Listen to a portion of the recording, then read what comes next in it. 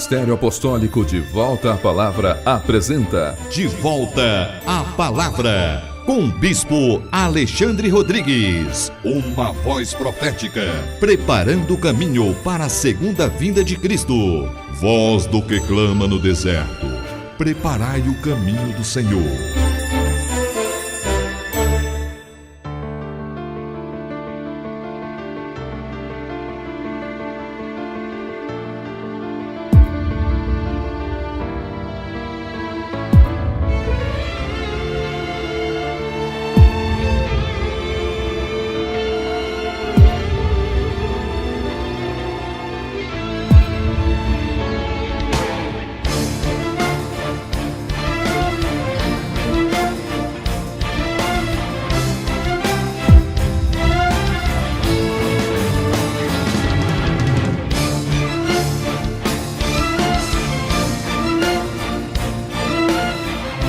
Bom dia! Toda honra e toda glória sejam dadas ao nosso Senhor e Salvador Jesus Cristo, ao Senhor da Igreja e a todos vocês que estão em casa, graça e paz vos sejam multiplicadas. Este é o programa De Volta à Palavra, um programa do Ministério Apostólico De Volta à Palavra, um ministério que está empenhado na edificação da igreja, empenhado na propagação da Palavra de Deus, da doutrina dos apóstolos, da doutrina de Jesus Cristo, conforme se encontra em sua palavra, sobretudo no Novo Testamento, nos 27 livros do Novo Testamento. Eu quero convidá-los, a cada um de vocês, neste momento, pegarem suas Bíblias e nos acompanharem nesta ministração, porque é certamente uma palavra de extrema importância, uma palavra que busca trazer o equilíbrio na fé cristã, ou seja, procura produzir uma fé que esteja fundamentada no lastro da verdade, conforme se encontra registrado na Bíblia Sagrada, no Novo Testamento. Isso porque nós vivemos numa época de muita treva, de muita apostasia. Você que nesta manhã assiste a este programa, talvez já sirva ao Senhor há alguns anos, talvez tenha uma boa experiência neste caminho, mas não devemos confiar nas tradições e mesmo naquilo que nós apenas ouvimos.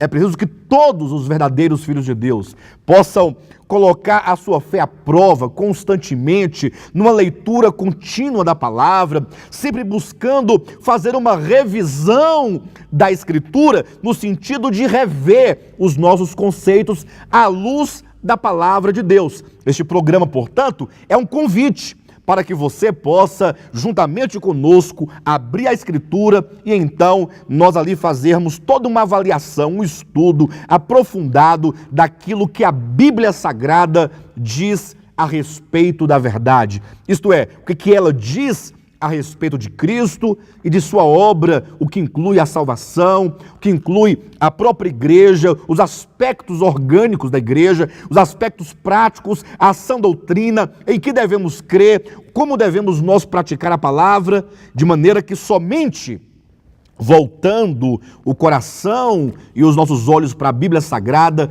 é que nós teremos a certeza de estarmos trilhando o caminho certo. Antes de nós, nesta manhã, aqui abrirmos a Escritura para estudarmos o tema de hoje, eu quero apenas lembrá-los de que vocês poderão eventualmente visitar o nosso ministério, uma de nossas igrejas, aqui em Taguatinga, ou mesmo em Planaltina, ou quem sabe até mesmo em Goiânia. Ao longo do nosso programa, passará aí no seu televisor os endereços de cada uma das igrejas, com seus horários de culto aos domingos, de maneira que vocês poderão eventualmente nos conhecer e ter comunhão conosco, estreitar esta comunhão, porque é somente na comunhão da palavra que nós seremos como igreja edificados. Também vocês poderão acessar o nosso site de voltaapalavra.com e ali vocês terão um acervo de mensagens muito grande, tanto de áudio quanto de vídeos, mensagens escritas, todas ali disponíveis gratuitamente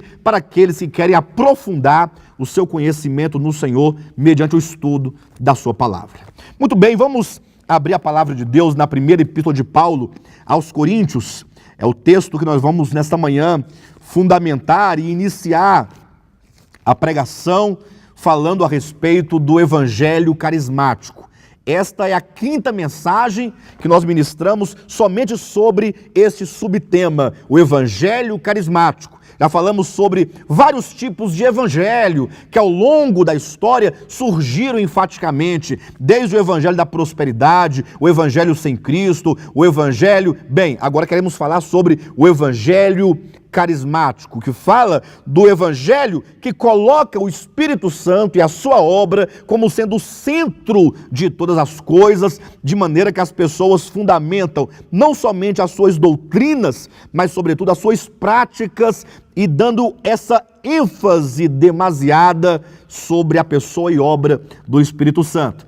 É certo que nós reconhecemos e mesmo consideramos que a pessoa e obra do Espírito Santo é um tema bíblico. Sabemos que o Espírito Santo é Deus, sabemos que ele é uma pessoa, é Deus, e não somente é um espírito, como dizem, mas é um espírito dotado de personalidade, de vontade, de emoções, e que, sendo, portanto, Deus, está hoje ativamente trabalhando, não somente no mundo, mas sobretudo na igreja, para edificar o corpo de Cristo. Entretanto, por causa do movimento histórico pentecostal, que tem um pouco mais de 100 anos aqui no Brasil, esta verdade do Espírito Santo ela foi tirada do seu devido lugar e foi colocada no centro de todas as coisas. Ora, e isso certamente não está de acordo com a revelação do todo da Escritura. Haja vista que é verdade que o Espírito Santo é Deus, é verdade que ele ministra dons espirituais, que tem os ministérios, as manifestações, as operações do Espírito Santo, tudo isso é muito verdadeiro. Entretanto, isto, como nós temos visto em mensagens anteriores, vocês poderão acessar nosso site e lá nós temos todas as mensagens ali anteriores, como nós demonstramos que a obra do Espírito Santo visa conduzir todo homem à pessoa de Jesus Cristo. Jesus Cristo, na economia de Deus, é o centro do propósito do Pai. De maneira que se nós tomarmos a doutrina do Espírito Santo de uma maneira um tanto equivocada, deslocada do seu verdadeiro lugar, é possível que nós então percamos de vista o objetivo desta era pentecostal. Percamos então de vista e percamos o objetivo desta era do Espírito. Perdemos então aquilo que o Espírito Santo efetivamente deseja realizar mediante a sua obra. De sorte que no estudo aprofundado da Escritura, percebemos que a obra do Espírito Santo não tem um fim em si mesma. E talvez esse seja o ponto controverso. O movimento pentecostal, que está certamente ali manifestado e representado pelas igrejas pentecostais, de uma maneira geral, tanto quanto o movimento carismático da Igreja Católica Romana, este é o ponto controverso, em que pega-se a doutrina e obra do Espírito Santo com um fim em si mesma. E não é isso que a Bíblia diz. A obra do Espírito Santo tem como um fim, tem como objetivo final, tem como alvo transformar aqueles que foram alvos da obra de redenção num processo de santificação, de transformação e de conformação, levando estes a serem plenamente conformados à imagem de Jesus Cristo para produzir assim o novo homem que vai reinar sobre a terra, que vai governar sobre a terra, que será, portanto, o cumprimento final daquilo que Deus propôs no início da Escritura, em Gênesis capítulo 1 e, sobretudo, no capítulo 2, quando criou o homem para governar e encher a terra e dominar sobre ela. Falando, portanto, do Pentecostes, dando uma continuidade, queremos hoje apresentar mais um aspecto, ou seja, queremos hoje dar uma continuidade ao aspecto do derramamento do Espírito Santo com vistas à produção do corpo de Cristo. Vamos ler então aqui em 1 Coríntios, capítulo 12, vamos ler os versículos 12 e 13. Leia na sua Bíblia, acompanhe, porque este é um texto fundamental que nos traz a razão do batismo com o Espírito Santo. Nos traz o porquê, na verdade nos explica o que é de fato e para que serve o batismo com o Espírito Santo. Fala assim no capítulo 12, versículos 12 e 13 de 1 aos Coríntios. Porque assim como o corpo é um e tem muitos membros, e todos os membros, sendo muitos constituem um só corpo, assim também com respeito a Cristo.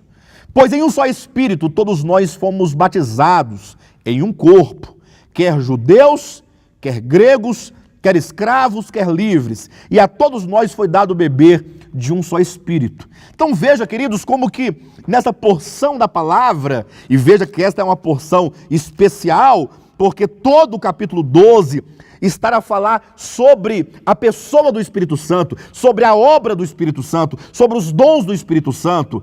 E nesse momento aqui do capítulo 12, o apóstolo Paulo explica aquilo que há de mais essencial nesta verdade. É dito primeiramente a respeito do corpo. Ele diz, assim como o corpo é um só e tem muitos membros, e este corpo do versículo 12 é o corpo humano. Ele está tomando aqui o corpo humano como uma metáfora para ilustrar uma verdade espiritual. Ele diz, assim como o corpo humano é um só corpo, mas é formado de muitos membros, e os muitos membros do corpo, embora muitos, formam um só corpo, ele diz, assim também, do mesmo modo é o corpo de Cristo. Ou melhor, ele ainda diz, do mesmo modo, assim também com respeito a Cristo. E eu pergunto então, para você que nesta manhã assiste a este programa, como é Cristo? Quando ele diz, assim também com respeito a Cristo, compara-se Cristo a um corpo humano. E aqui duas características do corpo humano devem ser ressaltadas. Primeiro, um só, é uma unidade. Ou seja, o corpo é só um, o corpo não são muitos, o corpo é um só ser. A segunda verdade é que este corpo, sendo único, ele é formado por muitos membros e, portanto, temos aqui a coletividade e o aspecto plural deste corpo. Eu quero que você que esteja em casa agora neste momento possa considerar esses dois aspectos. O corpo é um só, entretanto, esse corpo é formado por muitos membros. No versículo 13, entretanto, ele continua dizendo como que se deu, ou como que se dá, como que acontece a produção do corpo de Cristo. Ora, como é que Cristo, ele sendo um só, ele é formado por muitos membros? Talvez essa verdade assuste um pouco a algumas pessoas que estejam ouvindo nesta manhã, mas não se esqueça que lá em João, capítulo 15, quando Jesus fala ali a parábola da videira, ele deixa muito claro, eu sou a videira verdadeira. A videira ali é demonstrada simbolicamente como sendo Cristo. Ora, a videira é só uma, Cristo é só um, mas é dito que aqueles que ali estavam, os membros do corpo de Cristo, os crentes, são os ramos. Vós sois os ramos, ou seja, são pessoas que estão ali unidas, que estão enxertadas, que estão conectadas a Cristo e, portanto, fazem parte de Cristo, é uma extensão de Cristo. Nós temos ali uma só videira, mas temos toda uma coletividade, toda uma pluralidade ali, significando, portanto, qual é o propósito de Deus em relação ao seu Filho, em relação à igreja. É constituir para o seu Filho, fazer da igreja, para o seu Filho, um corpo, para que, como diz a palavra de Deus, Jesus seja o cabeça e todo o seu povo, no final de tudo, plenamente edificados, santificados, conformados à sua imagem, seja o seu corpo, de sorte que a cabeça e o corpo formam aqui um só homem e, portanto, este é o novo homem, é o homem profético que vai, por fim, governar a terra, vai dominar sobre a terra, vai encher essa terra como um cumprimento da profecia de Gênesis capítulo 1, versículo 26, quando diz que Deus criou então o homem à sua imagem e semelhança e ordenou-lhe que então governasse, dominasse sobre toda a terra, que enchesse a terra de si mesmo e que então pudesse haver uma expressão daquele homem sobre toda a terra. Isso só se cumpre efetivamente na pessoa de Cristo. E, portanto, o apóstolo Paulo diz que a maneira de se produzir este corpo é pelo batismo com o Espírito Santo. Veja o versículo 13. Pois em um só Espírito todos nós fomos batizados em um corpo. E aqui nós temos o conceito de batismo com o Espírito Santo. A palavra batismo, como sendo imersão, ou imergir, ou introduzir, significa todos os que creem na pessoa de Cristo são então imersos, são introduzidos, são submergidos no Espírito Santo, são batizados no Espírito Santo, para que o Espírito Santo possa unir todos os que creem, para que de muitos possa então constituir um só corpo para Jesus Cristo. O batismo com o Espírito Santo, além do aspecto, não é, ali do poder, capacitando, ungindo ali os discípulos a pregarem, levarem a palavra para constituí-los testemunhas de Cristo, também tem essa função de formar o corpo de Cristo. Eu sei que ao falar desse tema, batismo com o Espírito Santo, nós tocamos num ponto muito controverso. Ora, essa controvérsia, ela não se dá em razão da Escritura. A Bíblia é muito clara com respeito aos propósitos do batismo com o Espírito Santo. A controvérsia se dá exatamente na mente daquelas pessoas que querem seguir uma tradição, que querem levar adiante uma tradição, porque o movimento pentecostal, ele se funda na ideia de que batismo com o Espírito Santo é dom de línguas, de maneira que as pessoas vão se convertendo a Cristo e eles dizem, se você não falou em línguas ou nunca falou em línguas, então você não foi batizado com o Espírito Santo. Aí caímos num problema, porque aí nós temos uma igreja, né, que de 100% dela, né, ali batizados em Cristo, na sua morte, na sua ressurreição, sendo todos esses filhos de Deus, servos de Deus, regenerados, nem todos, segundo esse conceito equivocado de batismo de Espírito Santo como dom de línguas, como receber o dom de línguas, nem todos podem declarar que foram batizados no Espírito Santo. E se uma parte da igreja diz que não foi batizada com o Espírito Santo, então não se pode afirmar que faz parte do corpo de Cristo. Nesse sentido, se não faz parte do corpo de Cristo, então faz parte de quê? Ora, só há 2 homens em toda a Bíblia. Quando você lê aqui em 1 Coríntios, no capítulo 15, você pode verificar, versículo 48, né? Só há 2 homens sobre a terra. Há também no versículo 45, quando diz, o primeiro homem, Adão, foi feito alma vivente, o último Adão, porém, é espírito vivificante. Só há 2 homens sobre a terra. Ou você está em Cristo, ou você é novo homem em Cristo, ou você faz parte deste novo homem que é Cristo, ou então você está no primeiro homem, que é o primeiro Adão, que é o velho homem, que está não somente julgado, mas condenado à morte eterna. Não existe meio termo. Você não pode pensar, ora, eu sou servo de Deus, eu sou batizado, eu sou um crente em Jesus, mas não faço parte do corpo de Cristo. Não fui ainda batizado com o Espírito Santo. Isso certamente é um grande erro e nós precisamos remover essas bases equivocadas que não dão sustentação para uma vida cristã adequada. Se você creu no Evangelho, se você confessou a Jesus como teu Salvador pessoal, saiba, no dia, no momento em que você confessou a Cristo, naquele mesmo momento, você foi selado com o Espírito Santo da promessa. É isso que diz aqui a palavra de Deus.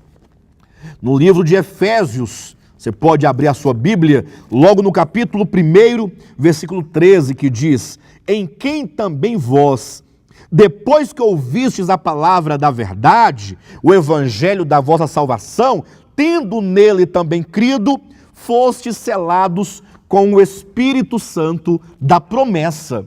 Quando foi que este foi selado com o Espírito Santo da promessa? Ora, basta que você leia, no dia, no momento, tão logo você ouviu a palavra do Evangelho da salvação e você então nele creu. Neste momento você foi selado com o Espírito Santo. E este selo, que é uma marca exterior do Espírito Santo sobre a sua vida, é o batismo com o Espírito Santo. Você então está debaixo da unção do Espírito Santo. Isso é tão prático. Veja que o próprio Jesus, e aqui você tem que olhar esta verdade do ponto de vista da economia de Deus. Olhar para Cristo enquanto homem, não enquanto Deus, enquanto divino, enquanto filho de Deus, não, mas enquanto aquele que nasceu do ventre de Maria. Essa própria humanidade de Cristo, que é chamada de Jesus, ela própria foi batizada com o Espírito Santo. Talvez você ache um tanto estranho, né? Não, mas Jesus batizado com o Espírito Santo? Bem, basta que você olhe ali para o início dos evangelhos, quando Jesus Cristo, como homem, ele procurou ali no Jordão a João Batista e ali ele foi batizado nas águas. E eu pergunto, o que aconteceu quando Jesus Cristo saiu das águas do batismo? Ora, é dito que o Espírito Santo desceu em forma corpórea de uma pomba sobre a cabeça de Cristo. Talvez alguém diga, pastor, mas eu não consigo ver essa descida do Espírito Santo sobre Cristo como sendo o seu batismo no Espírito Santo. Ora, talvez você pense dessa maneira, porque talvez você não esteja claro a respeito do que é o batismo com o Espírito Santo. O batismo é quando o Espírito Santo é derramado sobre a cabeça, sobre a igreja de Jesus Cristo. De maneira que quando você vê ali o Espírito Santo descendo sobre Cristo em forma corpórea de uma pomba, veja que o próprio Jesus é quem dá o testemunho do significado deste fenômeno, desse acontecimento. Quando ali em Lucas capítulo 4, no versículo 18, ele declara: o Espírito do Senhor está sobre mim, pelo que me ungiu para evangelizar, para pregar, para curar, para libertar. Vejam aqui o Espírito Santo como uma unção sobre Jesus, o que o faz o Cristo de Deus, o que o faz ali, aquele que recebeu não somente ali o Espírito como unção, mas a ordenação para que a partir de então ele pudesse cumprir a vontade de Deus, executar a vontade de Deus. O Espírito Santo desce sobre Jesus, o cabeça da igreja. Ele agora está ordenado, ele está ungido, ele está habilitado, ele está autorizado pelo Pai para ir e cumprir a vontade, pregar, curar, evangelizar, ser o profeta daquela época, anunciando o ano aceitável do Senhor.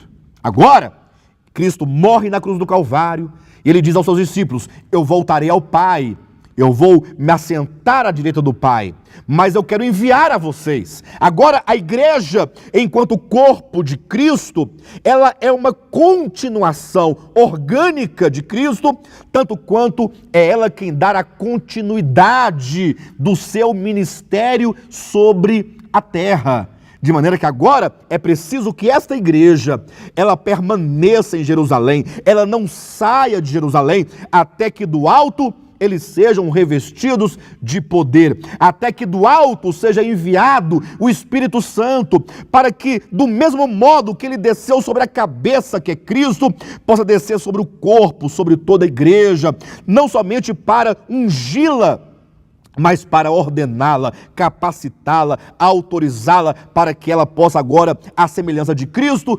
continuar na terra, sobre a terra, indo aos homens, fazendo a obra de Deus. De maneira que quando você reúne os evangelhos e então Atos dos Apóstolos, você vê aqui a figura do novo homem, o Espírito Santo que desce sobre a cabeça e continua descendo sobre todo o corpo até chegar nas orlas dos vestidos. Isso nos lembra o Salmo profético de número 133, quando ali é dito: ó, quão bom e agradável é ver unidos os irmãos, é como óleo. Aí começa uma descrição simbólico-profética dessa unção, desse Espírito que é derramado desde a cabeça de Arão, desce pelas barbas de Arão, vai descendo pelos vestidos de Arão, até chegar nas orlas de suas vestes. Ora, isso é uma figura profética que fala sobre Cristo como cabeça, o sacerdote, e então o seu corpo.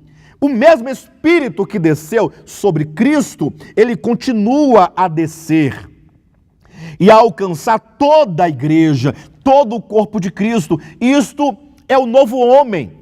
A igreja é o novo homem.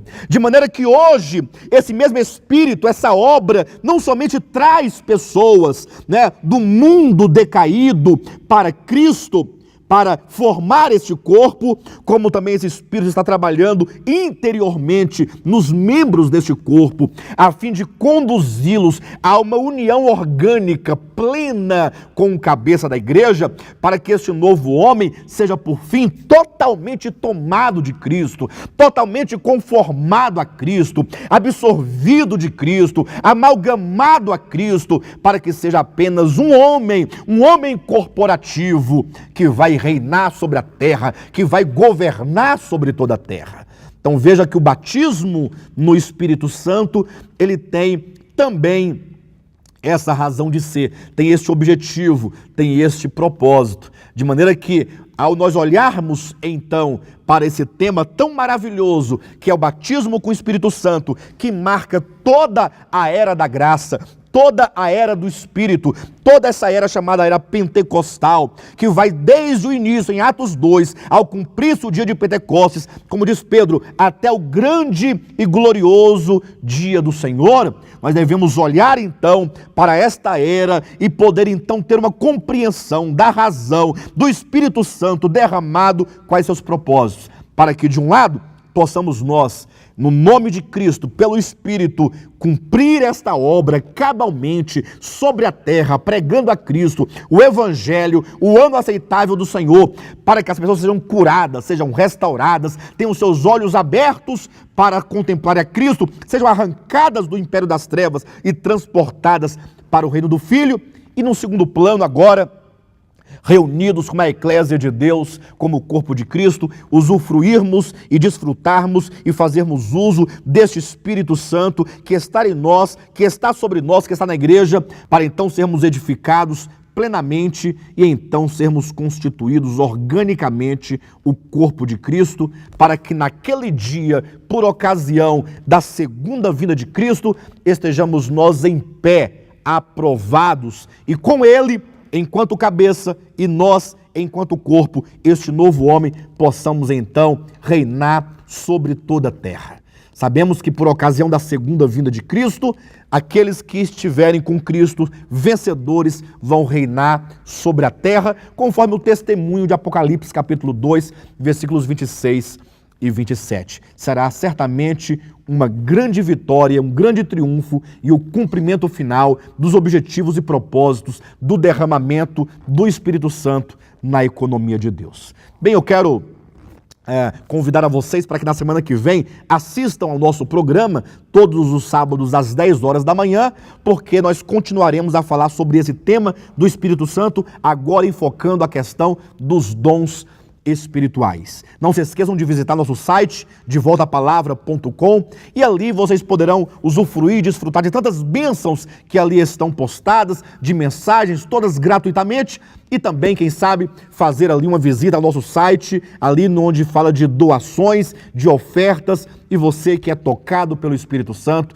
você que tem uma visão clara a respeito da verdade de Deus, você que ama o Evangelho, que ama o Ministério de Volta à Palavra e quer ajudá-lo nessa tarefa de levar adiante essa palavra, para que nós não venhamos a sofrer nenhum prejuízo, manter esse programa no ar, fazer ali uma oferta generosa, uma oferta de alegria, uma oferta de gratidão. Eu quero pedir a vocês, em nome de Jesus, estendam suas mãos como um gesto prático, de nos ajudar com ofertas para que nós possamos manter este programa. No nosso site, lá em ofertas ou lá em doações, vocês poderão inclusive escolher a melhor maneira, o que fica melhor para você por meio de cartão de crédito, de boleto bancário, transferência bancária, depósito bancário. Eu tenho certeza que vocês nos ajudando, juntos nós poderemos manter este programa no ar, poderemos continuar a ministrar essa rica palavra que é poderosa para transformar muitas vidas. Quantas pessoas não foram alcançadas por essa mensagem e puderam então obter mudanças, experimentarem grandes bênçãos da parte de Deus? Então colabore conosco para que outras pessoas semelhantemente possam usufruir e gozar e ser alcançadas por tão grande e tão maravilhosa palavra. Tenham todos vocês, então, um bom sábado e Jesus Cristo é o nosso Senhor.